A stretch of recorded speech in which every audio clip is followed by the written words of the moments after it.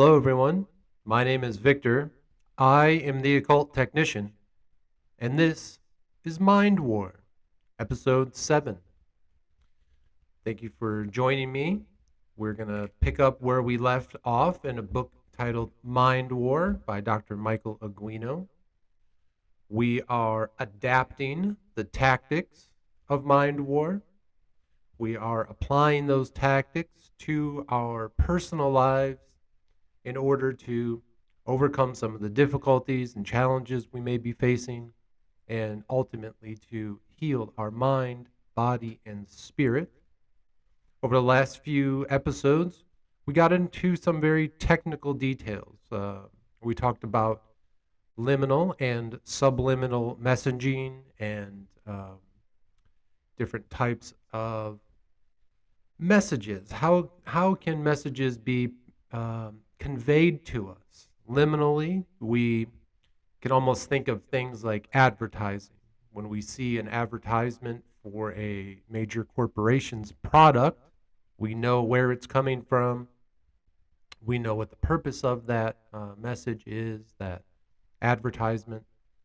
And that would be more liminal. It's right there, it's out in the open. We don't have a lot of questions about it. But we can have subliminal messages, right? Things that maybe we don't recognize, we don't necessarily notice them with our conscious mind. Because again, in the last few episodes, we discovered that 95% of thinking is subconscious, right? Recognizing the inputs that go into our mind through our sensory perception, through our senses, right? Sight, sound, smell, touch, taste, right? We receive a lot of subconscious information through our senses that we don't consciously process. So, one of the things that we are working towards is being more active in that 5% of conscious thinking. And one of the ways that we do that, we discuss through the use of the Gateway Experience tapes. They allow you to get into the mindset where you're able to consciously think about your subconscious. You start to discover your subconscious a little more, how it receives messages and how it interprets them. And once you do that, once you take that true and honest observations of your subconscious thought patterns, because again, we talked about how we as humans usually act in patterns, right? Routine.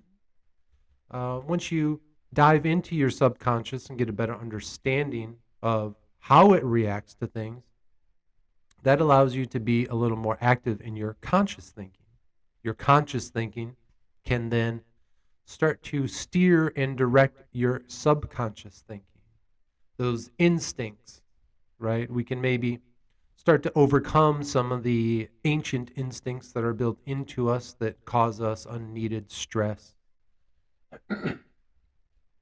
And we can begin to move forward with creating new patterns in our lives, things that are healthier, make us happier, help us achieve our goals. So that's some of the purpose in the work that we do here when we work through the book titled Mind War. Again, there was a heavy section in the last episode talking about the electromagnetic spectrum. It got a little deep, it got a little scientific, and we're going to continue that in the next episode or two. But don't be put off by it, don't be scared by it, because it had a very basic understanding at the end, right? And that was this. If you are living in a situation, right, again, let's start from the beginning. Our goal is to find the Aristos, which is the best possible scenario for our current situation, the best possible scenario for the situation that we find ourselves in, right? So if you go through your home and you recognize that there are a lot of fluorescent lights that have loud humming and flickering sensations, right? I spoke about my refrigerator, how when the engine runs and it's cooling the refrigerator, it's very loud. It creates this very loud and disturbing humming noise that seems to vibrate the entire house. And one of the things we talked about is in a mind war scenario, right? If you are going to interact with um, your opponents, the enemies, the people that you're trying to help change their mindset, right? You want to make sure that when you meet with them in whatever the meeting room is, that you don't want it to be filled with flickering lights and generators outside humming and all kinds of electromagnetic interference that is going to bring us into what we talked about in the last episode of the different brain resonance waves, the theta wave, the alpha wave, the beta wave, right? We talked about how the first wave is when you're asleep. The second wave is when you are highly emotional or violent or upset. The third wave is more of a meditative and pattern seeing. You're looking for patterns, you're meditating, you're calm. And then the fourth wave is when you're actually consciously thinking about things like math and science or whatever it is that you might be doing, but you're consciously thinking about things, right?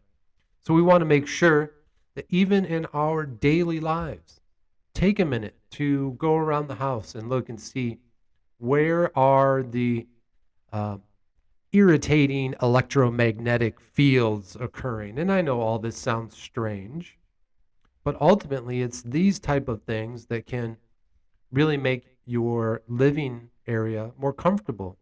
Another one that I noticed just last night was when I charge my phone, or not my phone, but my watch, my smartwatch. I charge it on one of those magnetic, discs where you just set the watch on it. And everything else was turned off in the house. It was very quiet. And I just heard this loud buzzing, this humming noise. And I really kind of traced it down because we looked at the process of electromagnetic noise so deeply in the last episode, and I realized, oh, it's the watch being charged. It was extremely loud when you actually got next to it, and I was like thinking to myself, I'm glad that I figured this out before I just left the watch on the charger all night long. If you're trying to sleep and you got this thing humming and this electromagnetic field being produced by this watch being charged, these are just examples that I've found in my own life. And again, it might sound kind of strange, but it's very simple things, right? We're not talking about, shutting off the Wi-Fi, creating, those metal cages around our houses so that no electromagnetic field gets in, turning all the lights off, cutting off the electricity. Like I said, no Wi-Fi, no 5G. We're not talking about going that far, but more looking at kind of the louder, more irritating electromagnetic noise that we find throughout our home. Because when we correct those things with softer lighting, things like that, it's going to make our living area just that much more comfortable, right? And again, all of those things are part of the mind war. Taking, like we've talked about before, taking that very honest and clear uh, evaluation of your current scenario. You know, what is really going on in the scenario? What situation am I really in? And what things can I do to make that change? And maybe something as simple as replacing some of the light bulbs in your house and not having those fluorescent flickering lights and things like that. You might start to see people's attitudes change, right? Maybe instead of having the bright white fluorescent lights throughout your home that keep people on alert and highly awake and things like that, maybe a more calming light would help. Okay. So again, simple things, but um, there was a lot of detail in the last episode about those. And again, if it's something that you're interested in researching, I think there's a lot of information there that still needs to be uncovered. So again, we're going to continue on with some of the kind of scientific ideas that are in the book, so bear with us over these next few episodes, but we're going to work through this stuff together. So let's pick up where we left off on page 100. We are at section number 3, Psychon, magnetism. A, transcranial magnetic stimulation. As the phenomenon of magnetism is integral with electricity, the human mental activity is electric. It is unsurprising to find that magnetic fields, while not affecting the body's metabolism to a significant degree, due to the extremely small amount of ferromagnetic material therein, can influence thought itself. It's interesting. Magnetism can influence thought. As discovered through MRI imaging, the area of the brain in which evaluations and opinions about others' beliefs and morality are made in the temporoparietal junction, the TPJ. In 2010, MIT neuroscientists discovered the application of a magnetic field to the right TPJ by means of a non-invasive technique called transcranial magnetic stimulation temporarily disrupts an individual's ability to make judgments based upon previously learned morality. So think about that, folks. Using a non-invasive magnetic field called a transcranial magnetic stimulation device, you can temporarily disrupt an individual's ability to make judgments based upon previously learned morality. Think of how powerful that could be in the world we live in today, where we often find some of the biggest challenges to progress, some of our biggest challenges about moving forward together as a culture and society is based on people's ancient and outdated views of morality, right? We are changing. The world is changing. And it's time for our culture and our society to take a new look at what we believe moral is, what morality is, right? And maybe have a clearer definition, or maybe move into a more gray area, right? Maybe move away from this fallacy of good and evil. It's not always that easy. And maybe when we do that, maybe when we move out of this idea of the black and white, good and evil, red versus blue, red versus, or right versus left mentality, this type of thinking, and we move into that gray area, or even better, when we move into the purple area, when the red and the blue come together, like we see in the background here, right? We're going to move into that purple morality, okay? Purple is the healing color, moving away from just simple definitions of good and evil and allowing people to take a better understanding of their life and kind of move forward and think about this idea, this scientific process here of being able to temporarily disrupt someone's ability to make judgments based on their previously learned morality. Maybe when we're trying to explain things to people, we're trying to say, hey, if we choose this option or this option, it's going to be different than your current morality, right? Your current definition of morality. But that's not a bad thing, because your current definition of morality is actually, it's offensive, it's damaging, it's dangerous, whatever it may be, right?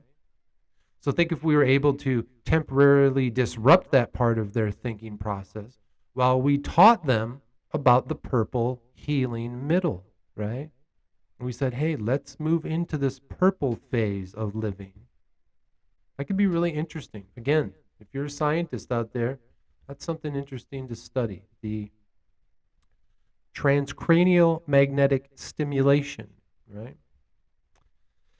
In effect, pre-indoctrination is suppressed, resulting in the subjects tending to judge situations more on a discrete cause and effect basis. In theory, transcranial magnetic stimulation could be used to condition personnel to make decisions unencumbered by prior moral, social, or ethical indoctrination, and to remove that same protective indoctrination from a hostile individual being interrogated.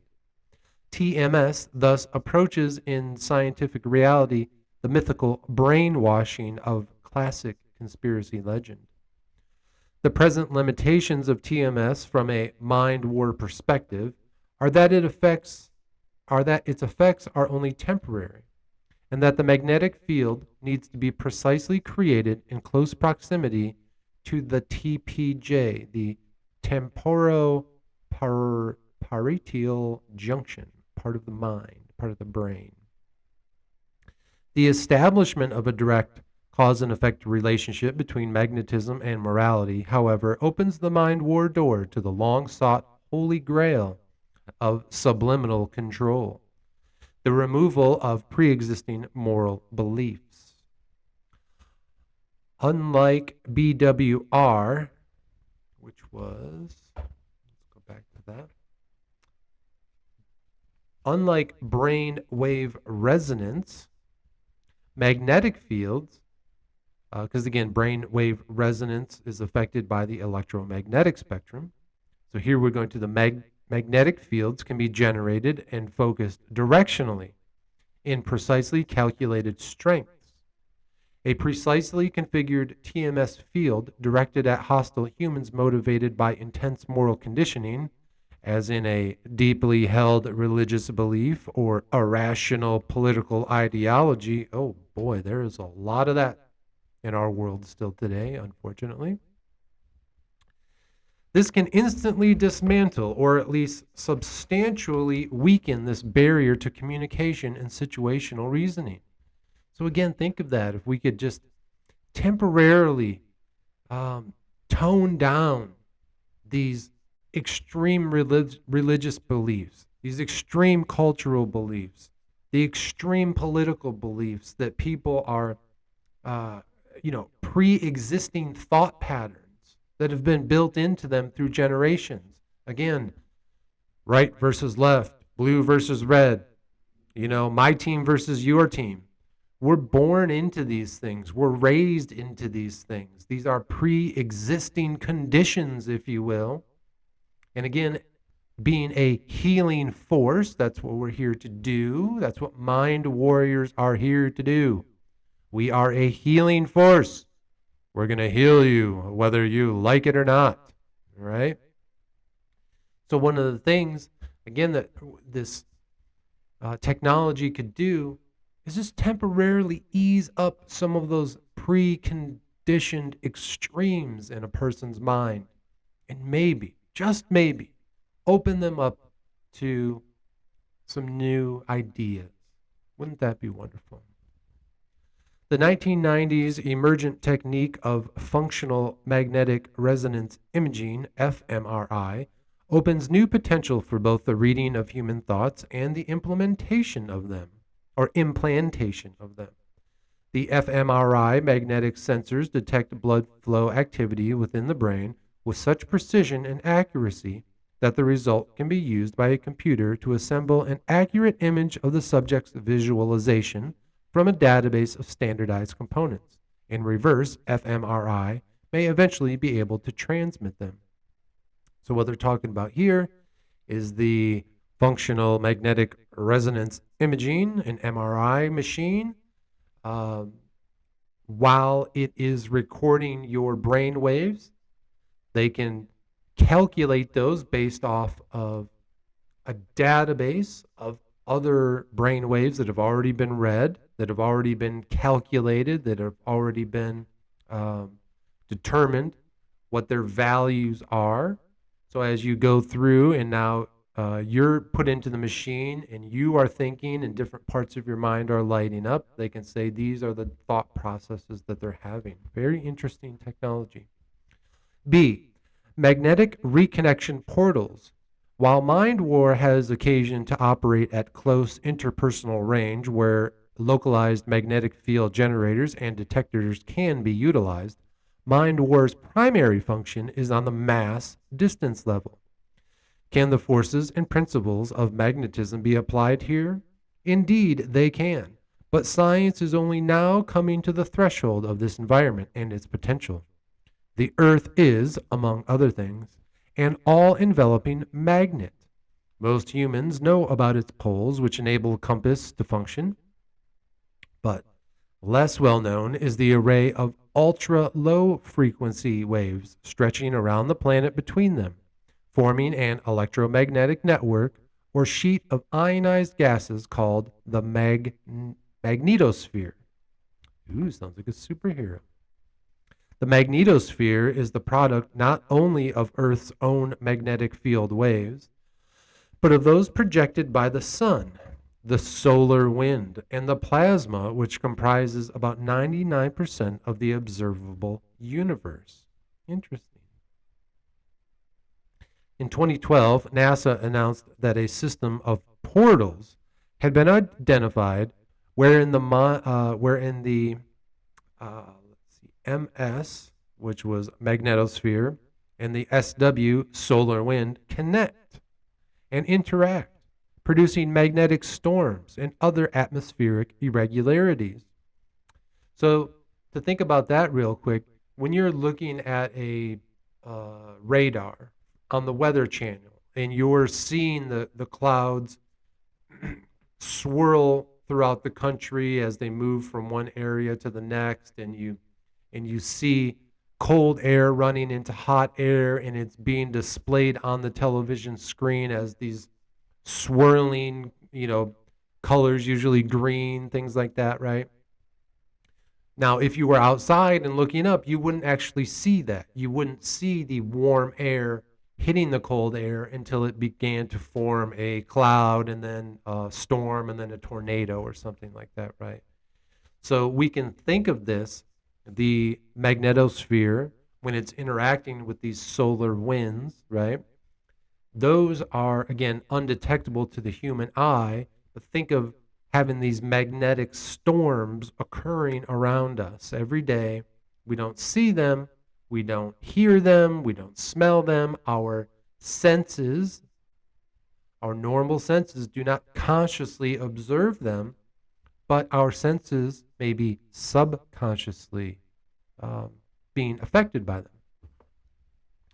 In 2015, NASA launched the Magnetospheric Multi-Scale Mission, consisting of 4 spacecraft to study the magnetic reconnection properties of these portals. The magnetic reconnection portals link the sun's magnetic field lines to those of the Earth, releasing gigantic bursts of energy, the aurora borealis, or australis, being one such phenomenon. As these MRPs become predictable, calculable, and mapped, mind warriors may be able to apply their magnetic fields and waves to the emotions and thought patterns of humans within their range. Now that is pretty interesting, folks, to think that you may be, on a larger scale, actually calculating and mapping these magnetic storms as part of your mind war mission, right? You might say, in the past, you would think, okay, if this was a physical war, our military is going to attack at dawn, right? We're going to go in when it just starts to go from the darkness into the light, and that would be our time of attack, right? The same situation here. The mind warrior might look at these magnetic fields and these storms that are brewing in the magnetosphere and say, now is not a good time to attack because everyone's emotions would be riled up based on the subconscious effect of these magnetic storms.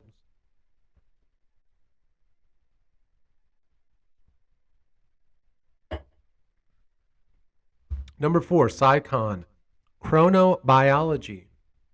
Chronobiology is the science of the influence of states and periods of time upon biological entities. chronobiology oscillations, the ticking of biological clocks, occurs at an extensive number of levels in the human body, from the cellular to the entire organic body, and at velocities from the milliseconds to the multiples of years. Mind war is considered primarily, let's see. Yeah, mind war is considered concerned primarily with the chronobiology attuned to the governed by the solar circadian day. It is this entertainment which makes the mind warrior's mind and body more or less efficient, and the mind war subjects more or less receptive and controllable. Some of the human body's various circadian cycles are immediately and strongly determined by and sensitive to sensory environmental changes. A well known example is the jet lag, disorientation, and exhaustion experienced when one is rapidly displaced from one day, night, to standard to another. Similar effects may be produced by the removal of sensory circadian reinforcement, such as seclusion in a windowless room without a clock or extended immersion in sensory deprivation tanks. The more detection and reinforcement supports are removed, the more quickly disorientation and psychosis are the result.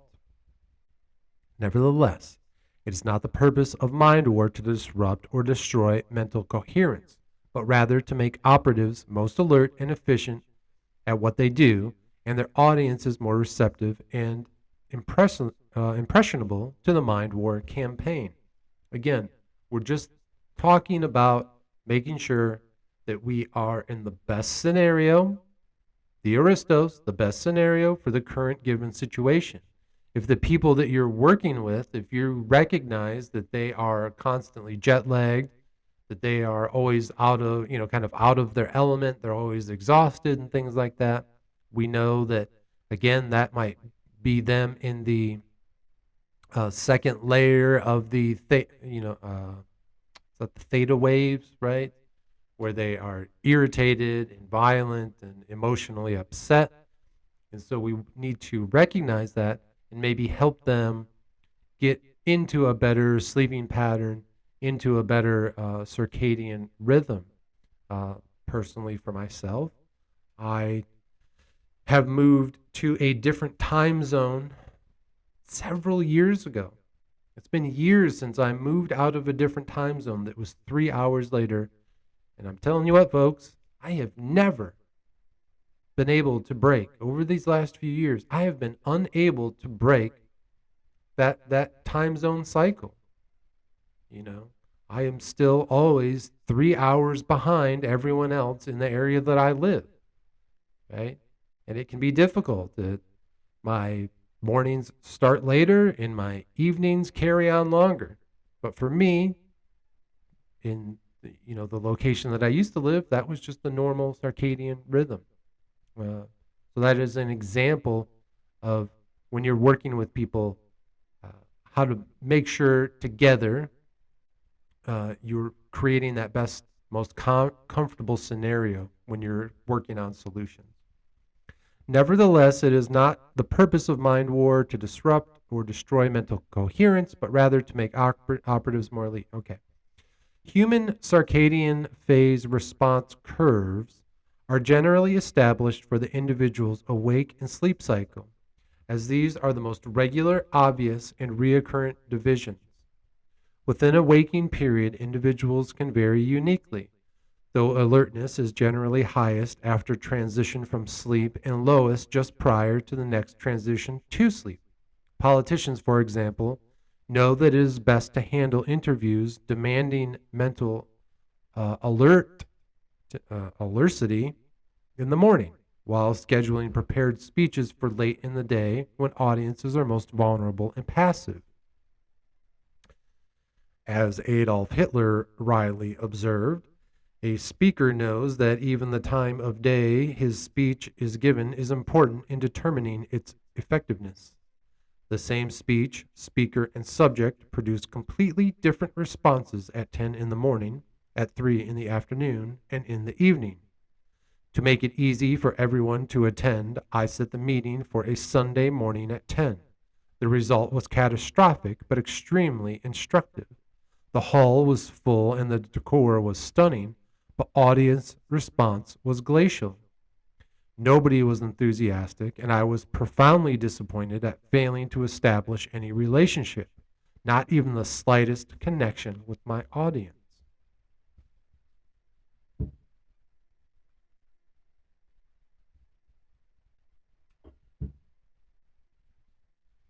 So, again, folks, that chapter there was just another example of gathering knowledge wherever it may come from, right? Knowledge is knowledge.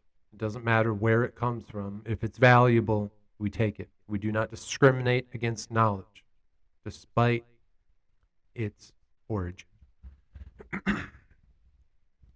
Prior to any Mind War team insertion into a given geographical area, all team personnel should have their CBPRCs adjusted to that location, which can be done through a variety of entrainments such as melatonin and controlled light exposure. Mind War actions designed to impact local individuals, groups, or general populace should also be timed with the CBPRC of greatest receptivity where possible. Number 5, PsyCon. Proxemics.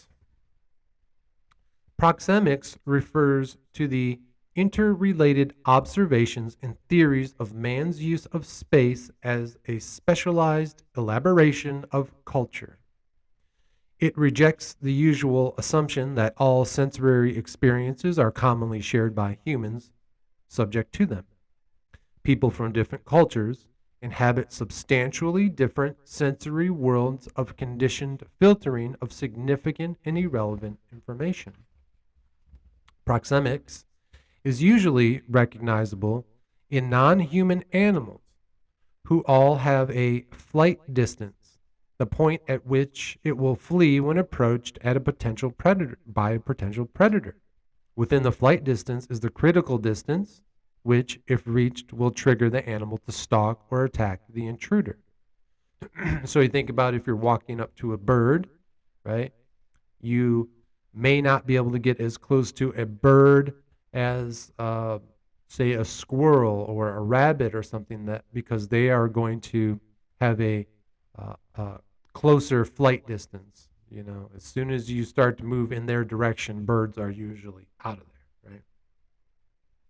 A lion in a zoo will flee from an approaching man until it meets an insurmountable barrier. If the man continues the approach, he soon penetrates the lion's critical distance, at which point a cornered lion reverses direction and begins to stalk the man. In the classical animal act in the circus, the lion's stalking is so deliberate that he will surmount an intervening obstacle, such as a stool, in order to get at a man. To get the lion to remain on the stool, the lion tamer quickly steps beyond the critical distance. At this point, the lion stops pursuing. The trainer's elaborate protective devices, the chair, the whip, or the gun, are so much window dressing. That is from H. Hediger, an animal psychologist. Human beings also possess flight distance and critical distance, as well and as an intermediate personal and social distance. Individuals make the flight distance, personal and social distance, and critical distance decisions by sight, hearing, and smell at a distance, and touch up close. In some cultures, people are accustomed to being within the smell radius of others, and in fact, judge moods, class, and relationships in part on olfactory impressions. In other cultures, such as the United States, the scent of anyone except an intimate is repellent. So I guess the author's saying here in the United States, we don't want to smell you. All right. The only people we want to smell are the ones we love, that we're in close relationships with. Otherwise, keep your distance. We don't want to smell you. All right. Whether that's right or wrong, who knows? It's a cultural thing. It's just how it is here. The human skin's ability to both transmit and sense emotional states is greater than most people realize. Anger or embarrassment triggers blushing, but it also increases the blood supply to various parts of the body, causing, among other things, subtle swelling of the forehead and temples, and increased skin temperature in those areas.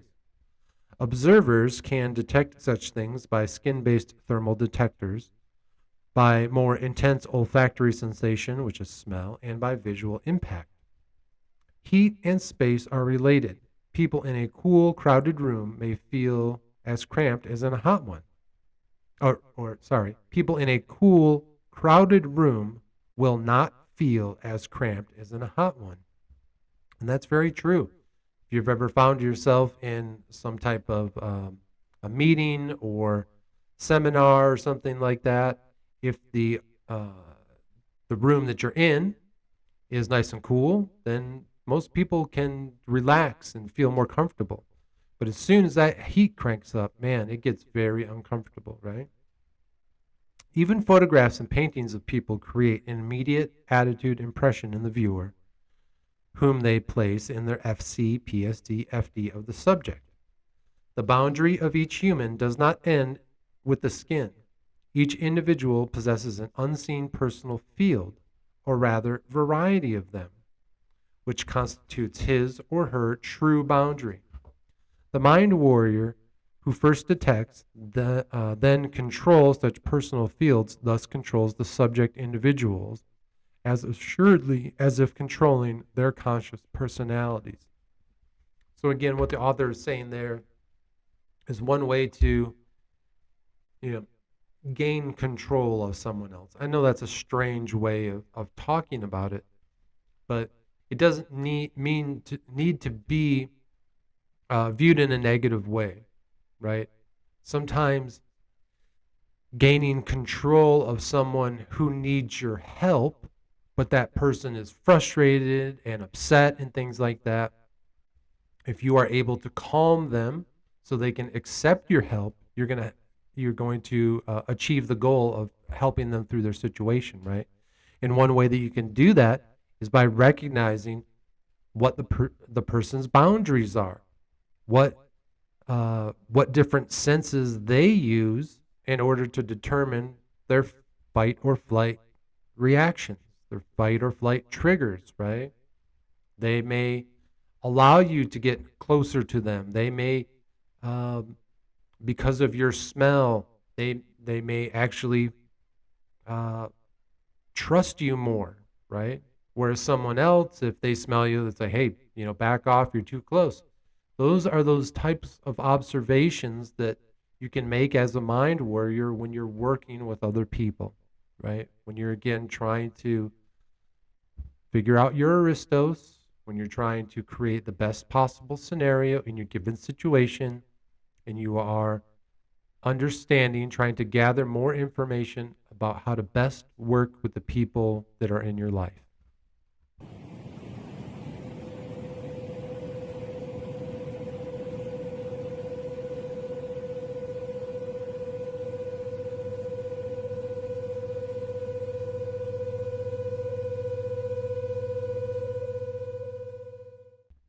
Number 6, psychon, atmospheric ionization. A negatively ionized atmosphere induces relaxation, alertness, energy, and a general sense of well-being in humans who breathe it, only as long as they continue to breathe it. By contrast, exposure to a positively ionized atmosphere induces lethargy, exhaustion, irritability, and confusion. In a mind war campaign, therefore, it is useful to negatively ionize the atmosphere not only in the subject geographical area, but in mind war facilities themselves. Here it is important to distinguish positively versus negatively ionized air as a result from ionizing radiation as a cause. Normal atoms consist of an equal number of positively charged protons in addition to non-charged neutrons and orbiting negatively charged electrons. An ion is an atom or molecule with a greater number of electrons. Negative ion equals anion, or a lesser amount, positive ion, equals cation. Such imbalances are caused by extreme radiation strong enough to disrupt the atom. It is ionizing radiation that accounts for the damage to humans from nuclear bombs, alpha, beta, gamma, X-ray, and neutron. The air humans breathe contains varying mixtures of atoms, anions, and cations. Air ionizers do not create ions by radiation. Rather, they generate an electric field which causes cations to ground, leaving the air and attaching themselves to the earth or other grounded substances. Consequently, a human in the vicinity will breathe a higher percentage of anions, causing the beneficial sensations. So I think air ionizers are kind of like humidifiers or air conditioners. I think they're devices that you can just buy. So we'll have to check that out about getting an air ionizer for your living space. Naturally occurring anionic atmosphere can be caused by electrical discharge, such as lightning or fast moving water molecules, rainstorms, waterfalls, sea waves, etc. So that's interesting. We always know that the atmosphere feels a little bit lighter and fresher and clearer after a big storm, right? Think of think of being outside in the afternoon. It's a hot summer day. It's very humid. Um, the atmosphere feels heavy. It's causing you to be sluggish, right? It's causing you to be tired, and you're sitting there on the porch, and you're walking around the backyard, and you see the storm clouds start to come in, and you can feel the barometric pressure kind of bearing down on you as these giant clouds roll over and the humidity starts to interact with them. And then all of a sudden, boom, the big thunder and the lightning strikes and the rain starts to pour down and lightning strikes one after another and giant thunder roars, right? And once the storm subsides and moves on, it's like all of those, what did we call them here? Uh, cation, catons. They've all been neutralized in a way, it sounds like. They've all been attached to some molecule on the earth or in a building or something like that. And they're no longer floating around the atmosphere, causing that heavy feeling, causing that lethargy, right? Causing you to feel tired and exhausted. As such events can be predicted for such areas identified, mind war should take advantage of them to condition the mental dispositions of individuals subject to them. Quick side note on that, and a little personal story there. The other night, a big rainstorm came through. And while it was raining and towards the end, I went out on my porch and put my headphones on and listened to some of my favorite music and did some of my, um, magical ritual techniques of deep breathing and staring and focusing and putting my intuition out there. And that was a great time for me to do that. It was a very cleansing time. It was a transformative time. Before that, I was very tired, very exhausted, just seemed worn out. It seemed like it had been weeks since I had actually felt energized, and the last few weeks were kind of difficult. And that was a very transformative time for me. The storm came through.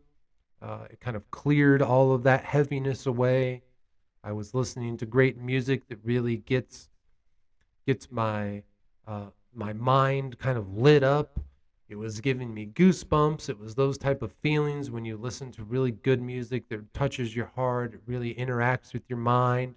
And again, when you use that stare technique, when you're staring at something, whether for me it is my logos, for me it is my art. I like to stare and put my intentions into my art. For you, it may be something different.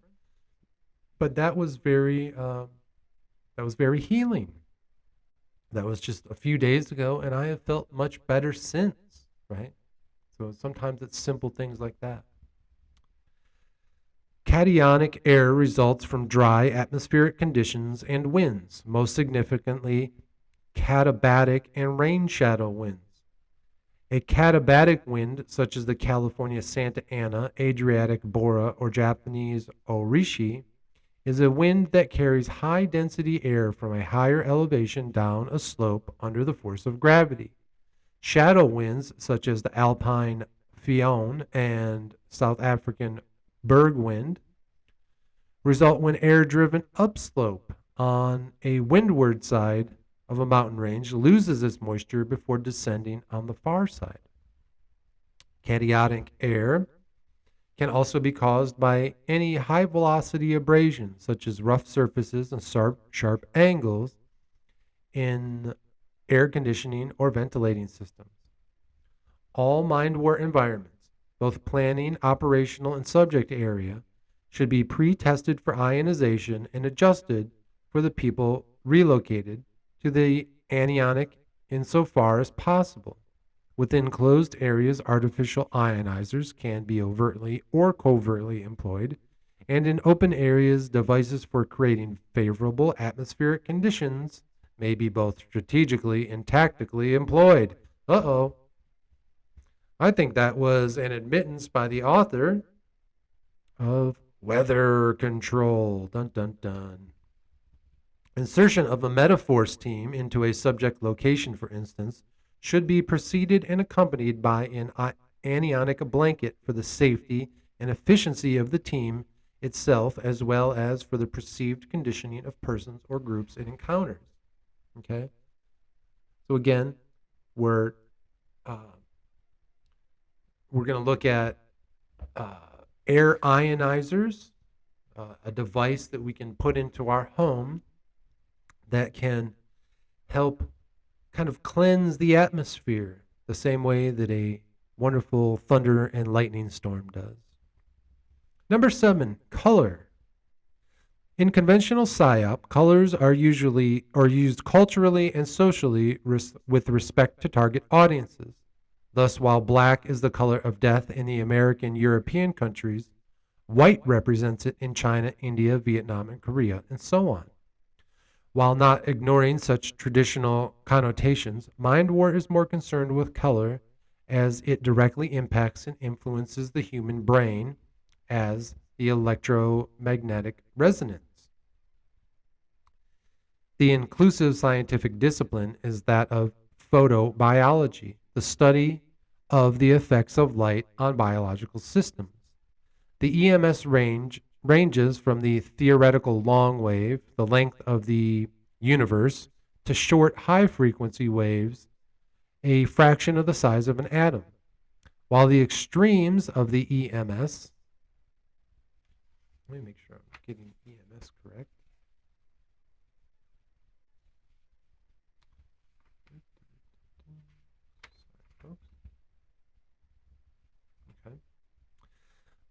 The EMS are theoretically infinite, or practical scientific measurement that range extends from 0 hertz, or cycles per second, to 10 pictometers, a pictometer being a trillionth of a meter.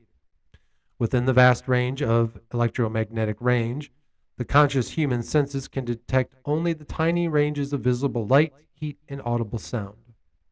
Visible light is the color spectrum, from red to violet. It occupies the tiny segment of the electromagnetic spectrum from 400 to 790 theta hertz.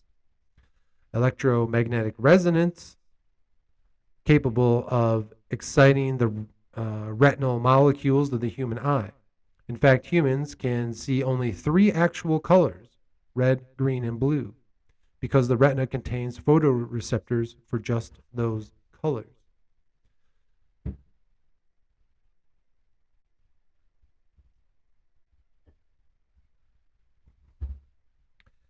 The ability to distinguish between range of colors is made possible by a protein called opsin. Opsin separates the pigments of the color wavelengths that passes through the cones or photoreceptors present in the eye in order to distinguish one from the other. The red photoreceptor in the eye actually detects yellow light, but the brain remaps the yellow-green differential signal to red. Thus, humans are trichromats. All of the other colors humans think they see are actually the result of their brains evaluating and constructing various red, blue, and green mixtures. Again, like we talked about before, combining red and blue makes purple our healing color. Purple isn't a real color, is what we're being told, but it's simply a way of our brain evaluating the mixture of red and blue. There are non-human animal species who are dichromats, seeing only two colors, or monochromats, seeing only one. This is generally presumed to be the result of genetic adaptation to environment, such as nocturnal or underwater existence. Some species of birds and fish are tetrachromats, being able to see ultraviolet. Interesting. Mindware, therefore, is interested essentially in the direct brain impacts of those three actual colors, electromagnetic resonances, and only incidentally in what habitual or cultural play various brains make of them. Okay, so Mind War is more focused on the actual effects of those colors versus the cultural effects of those colors. Again, with sports, my team versus your team, it's all about color. That's all we see, right? Within these sporting events and things like that. That's a cultural understanding of color, right? But that cultural understanding, that cultural division through color, because of these different teams, has no actual effect on the colors themselves. Those colors produce their own feelings through people, right? We sense these different colors differently. Again, you look at blue and you think of cold, you think of water. You look at red, you think of heat, you think of fire, right? It's that simple. Red EMR provokes faster and more forceful responses in humans, regardless of their cultural conditioning. For this reason, it can also be counterproductive in situations requiring complex mental or motor skills. Blue stimulates alertness and creativity. Green reduces alertness and memory. Mind-war planning and operational environments, as well as subject areas, should be illuminated and or shielded accordingly depending upon the desired mental attitude. Note here that as visible light in a range within the EMS, transmission of that frequency to the audience is all that is required. Visually seen, it is not. While the human eye's photoreceptors are triggered by red, green, or blue frequencies, they may also be absorbed into the brain through the ears or skin. Control of color also affects Mind Warrior's powers of evaluation and reaction in unexpected situations. Humans make subconscious judgments about encountered persons, objects, or environments within 90 seconds of perceiving them, and color sensation accounts for over 60% of that judgment. That is wild, folks. So basically what the author is saying here is that if someone that you don't know, if you're meeting them for the first time, if they are wearing a red outfit versus a blue outfit, you are within 90 seconds going to judge them based on the sensation that that color gives you. Again, we know red as kind of an alert color. Here in the United States, many of our fire trucks are red. Our stop signs are red. Our stoplights, when you stop your vehicle, is red. Blood is red, right? So someone who's wearing red and you meet them for the first time, you may be on higher alert. You may be maybe a little more frightened of them. You may be more cautious around them. Your fight or flight scenario may be increased when you see someone walking up to you wearing red. You may want to flee faster than you would if someone walks up to you wearing blue, right? Because blue again is that calming color. It's going to help you focus a little more. And uh, again, like we talked about earlier, just a few paragraphs ago, that in certain parts of the world, here in the United States, black is more um, associated with death. When you go to a funeral, people normally wear black, but in other parts of the world, white is associated with death. People are going to wear white when attending a funeral, let's say. So again, um, if an American sees someone wearing black or someone wearing white walking towards them, we are going to judge them based on that color, right? And it may be a very different judgment versus someone else in the other parts of the world. So very interesting. All this is important in our daily lives, because if we find ourselves, let's say that you like to wear a lot of black, like I do, right? Well, subconsciously wearing black all the time, maybe that is putting out this feeling of death, right?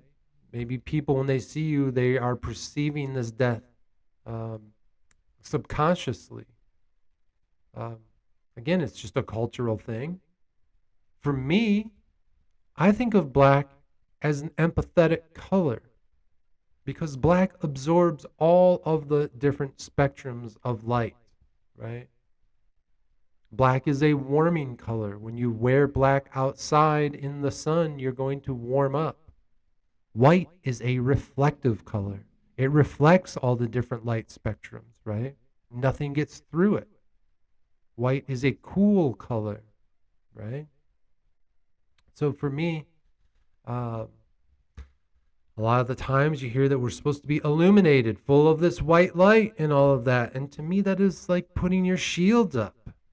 I've never quite understood it. Maybe culturally, I was born into the wrong culture. Again, I look at black as that empathetic color, absorbing all of the energies around me, right?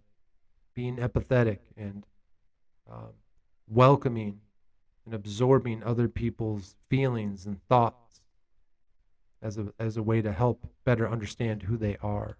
That's what our goal is. Number 8, shapes. Humans are subconsciously influenced by their apprehension of certain shapes or patterns in objects or pictures. This refers back to the previously discussed pattern thinking phenomenon and is usually a categorization of its components. Since the natural tendency of human perception is to unconsciously recognize, classify, and disregard the vast amount of routinely encountered visual input, anything intended to seize and hold a passive subject's attention must fulfill what the photographer William Morrison called the command to look. The command to look consists of 3 elements: impact, subject interest, and participation. The impact of an image is not intellectual, but biological and subconscious.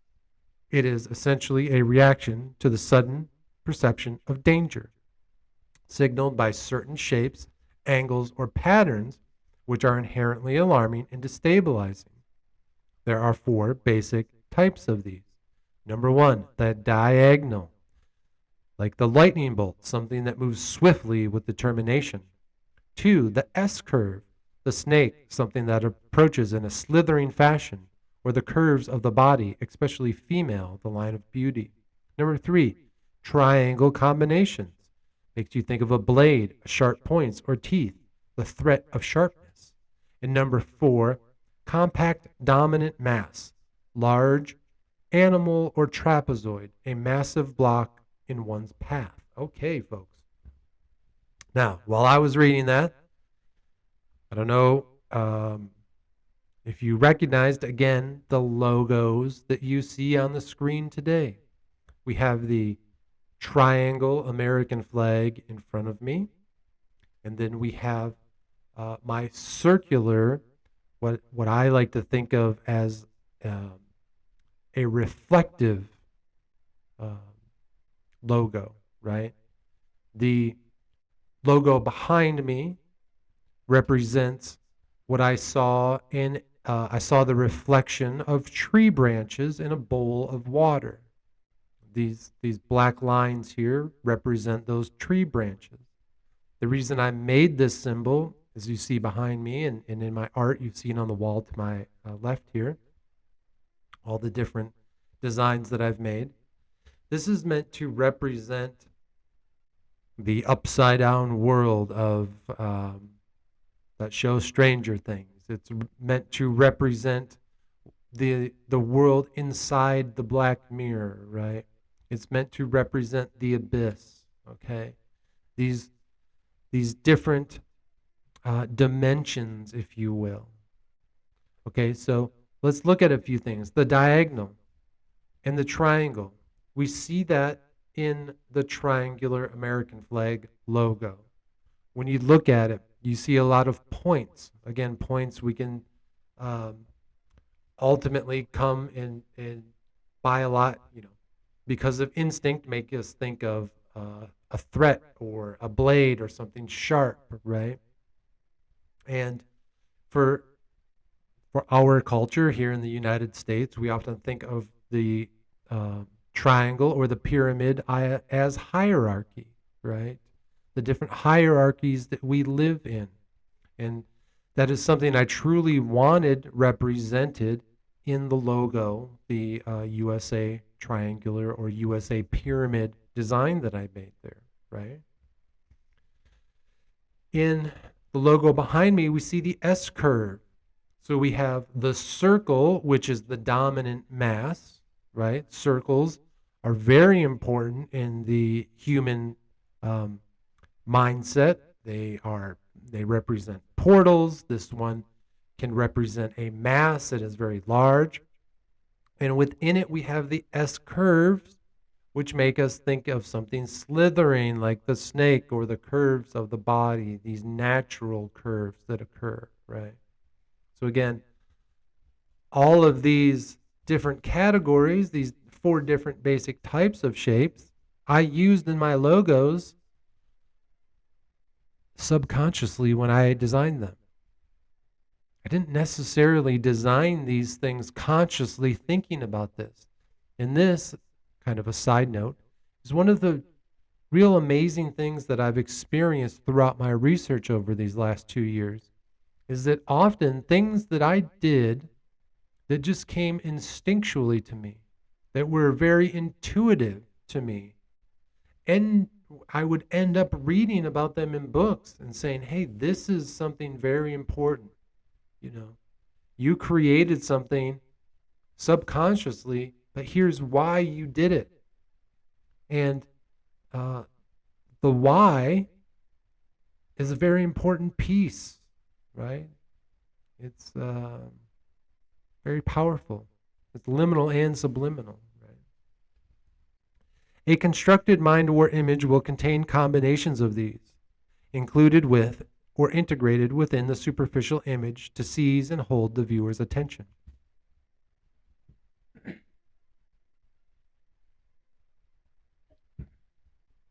Perhaps the most striking illustration of such techniques was the German expressionist cinema of the early 20th century. As Lot Eisner observes concerning a 1919 classic cabinet of Dr. Caligari, oblique, curving, or rectangular lines converge across an undefined expanse towards the background.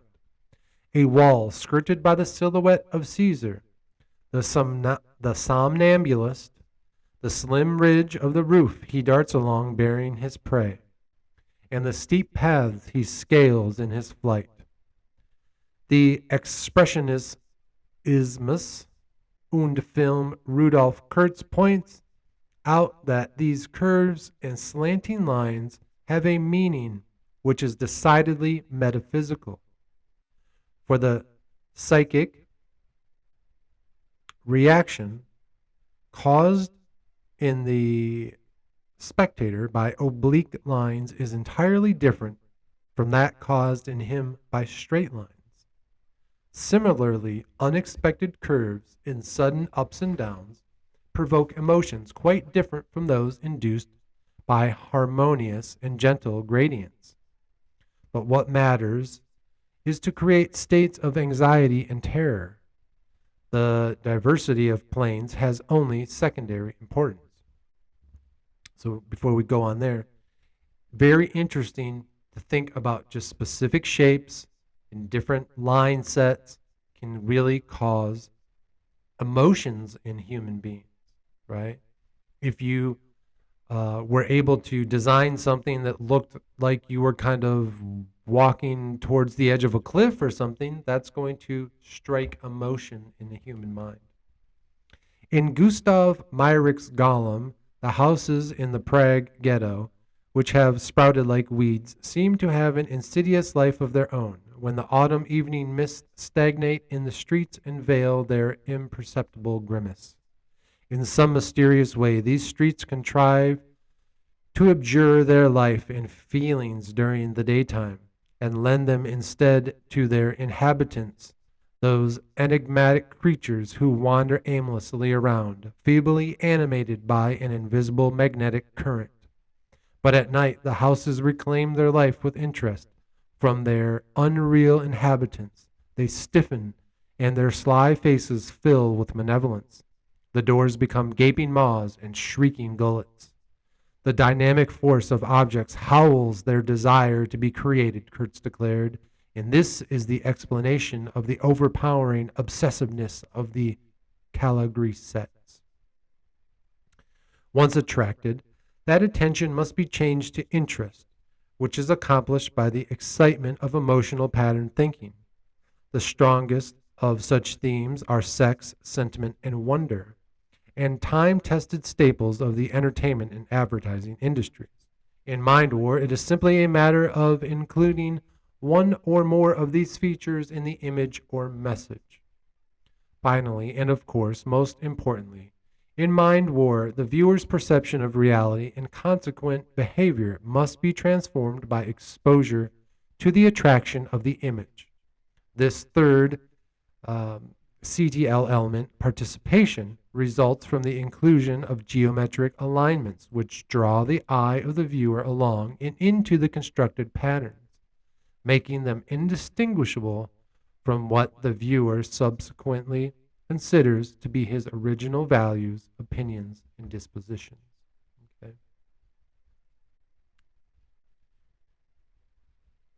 That's where we're going to leave it off today, folks. So, again, the triangle American flag that you see, this logo that you see here before me. Part of the design, again, the triangle shape, subconsciously we are attracted to. Subconsciously, as humans, we see it, we know it, we have emotions towards it. It was very simple for me to choose that basic shape. But within it, I chose to use the American flag, a completely different symbol that arises its own emotions and ideas that people have of it. And in combining the two, my goal was to, again, grab people's attention and keep them focused on it, right? And hopefully that's what it does. So thank you again, folks, for joining me for this episode of Mind War, episode 7. Please check out my Etsy shop where you can find great hoodies, sweatshirts, long sleeve shirts, t-shirts, hats, and hoodies. And don't forget the stickers, right? Links are in my bio on my Instagram page. Check me out at The Occult Technician. Check out my YouTube page where you're going to find not only the Mind War playlist, but you're going to find other playlists like My Magical Year, where I talk to you about my experience with the Gateway Experience tapes and the practicing of magic. Okay. You can also check out my series called Occult Sermons. They address different topics, and I like to go through and find different issues that may be arising and deal with those in the occult sermon. So, thank you again so much for joining me today. I really appreciate it. Sincerely, your friend Victor, the occult technician.